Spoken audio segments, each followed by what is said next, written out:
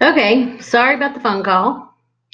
Um, so we had the quadratic equation graphed right here, and you see that it goes through, it passes through a lot of those points. If not exactly, it passes really, really close, but this is considered a good fit. Let me show you another piece of information that lets you know that it is a good fit. I'm going to go back to that screen, that thing right here. And here's another piece of information that lets me know this is a good fit. Underneath the A, B, and C button, there is an R squared. The value of R squared, if it's a really, really good fit, the closer that this number is to 1, the closer it is a good fit.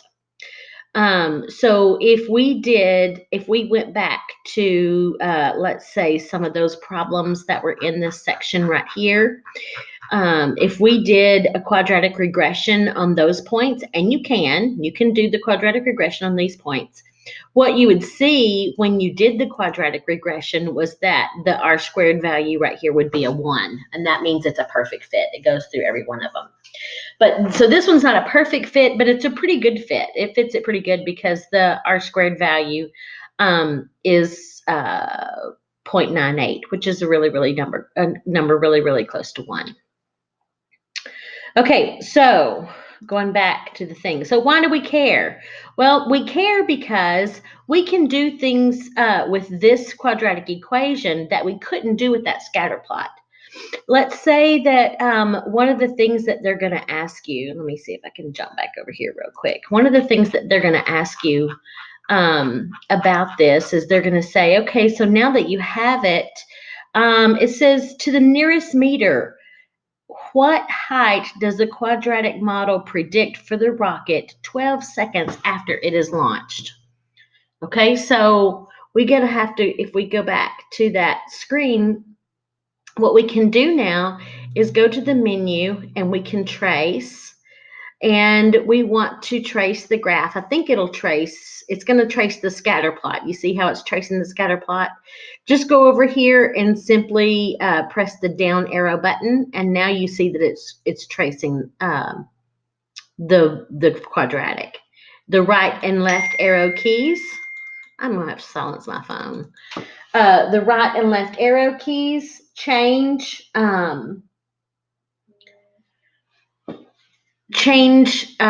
values. So you can see that at 5.7 seconds, the rocket is 355 feet in the air. As long as you're on the trace feature, you don't have to just scroll, because if you see, if I scroll, oh, it popped on 12 exactly. It doesn't always pop on 12. See here, it shows that 12 seconds, the rocket is 235 feet in the air. So we would answer this question: to the nearest meter, what height does the rocket model predict for the rocket 12 seconds after it is launched? So we would say, what did we say it was? 235. So 12 seconds after the rocket is launched, it is 235 meters in the air. Well, what if I ask you, when is the first time that it's 235 meters in the air? Well, keep over here and see if we can get it down here to exactly 235 again. There's 237, there's 218. See, doesn't go exactly. We go left and right, and it jumps in between here. So here's what you can do. If you want to see where the rocket is exactly 235 meters in the air both times, well, let's get creative. Let's go to Control G. Let's go to F2, and let's type in 235. And what does that give us? That gives us this red graph right here, and this red graph represents the Y value is 235. Okay, so if we want to see exactly what time this one meets this one here and here, all we have to do is press Window. We're going to analyze the graph, and we want to do an intersection. So let's say we want to intersect right here. Where do these two things intersect? Now they're going to ask us, what do we want to do the intersection of? We want to do the intersection of the red thing and the black thing. So when was the first time it was 235 meters above the ground? At 2.97 seconds. Where was the second time? What do we do? Menu, analyze the graph. We want an intersection and do it over here. Okay, so those are kind of in the way. So 235 meters in the air, that happens at 12 seconds and at 2.97 seconds. Let's say they ask you what's the highest the rocket will ever get? Well, what do we want? We want this point right up here. We want this maximum value. They want to know what's the highest the rocket will ever get. We're going to do menu. We're going to do analyze the graph. And this time we want its highest value. We want its maximum value. You press 3 and we want the maximum value of this black graph. So we say yes, the black graph. And we just click here and we click here. And there they show us that the maximum height is 377. They may ask us, how long does it take the rocket to reach its maximum height? If they ask you how long it takes for the rocket to reach its maximum height, then you're going to answer 7.48 seconds.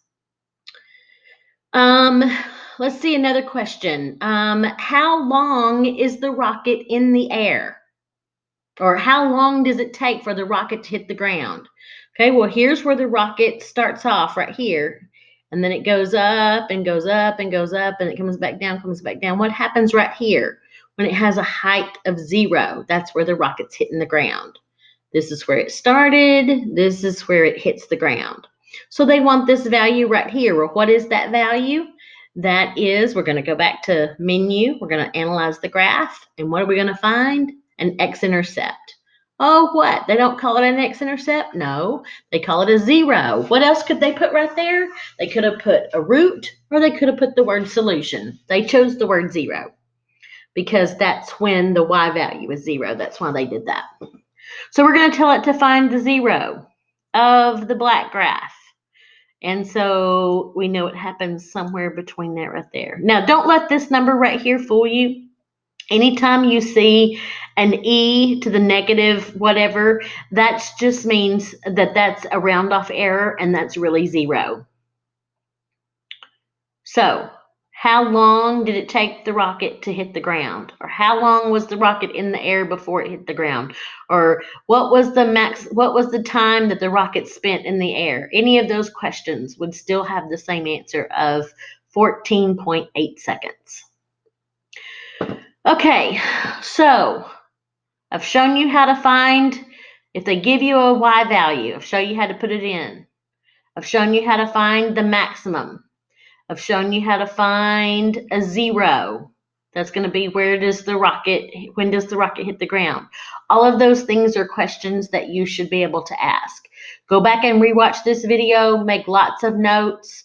Be sure you get the buttons down because these are going to be things that you're going to want to do your homework. Okay, good luck.